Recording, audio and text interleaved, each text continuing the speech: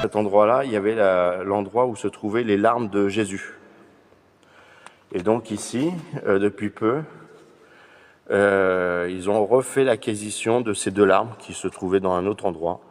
Donc aujourd'hui, eh bien, cette église possède les saintes larmes de Jésus. Et donc je l'explique qu'au 13e jour du chemin de croix, qui se trouve du côté d'Argenton, eh bien, entre Breuil et donc le mont La Salette.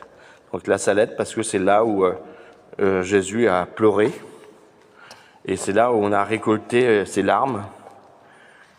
Et donc aujourd'hui, ces larmes se trouvent dans cet endroit-là.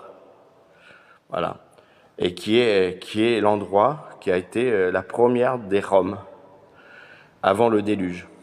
Et par la suite, donc il y a eu, après le déluge, une autre Rome qui se trouve, qui s'appelle Voultegon, qui veut dire, si on le lit à l'envers, Nog et Louve. Et donc vous entendez l'histoire de la Louve que les Visigoths ont repris pour la Rome que l'on connaît actuellement. Voilà.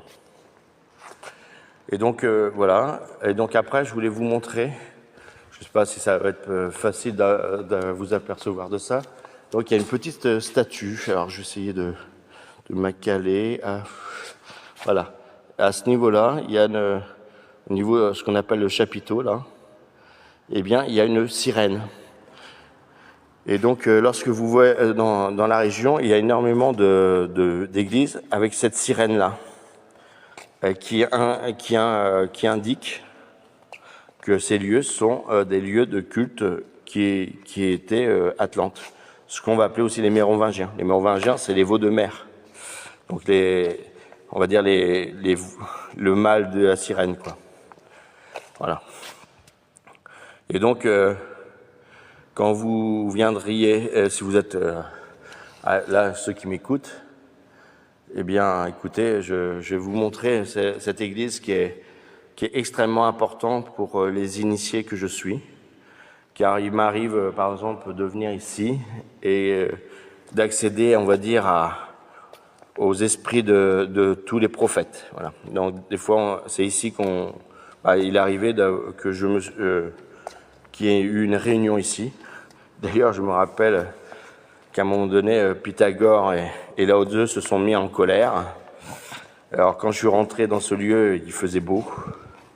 Et d'un coup, Lao Tzu et Pythagore se sont pas entendus. Il y a eu des éclairs dans le ciel. Voilà.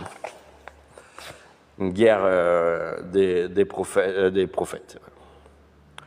Donc voilà.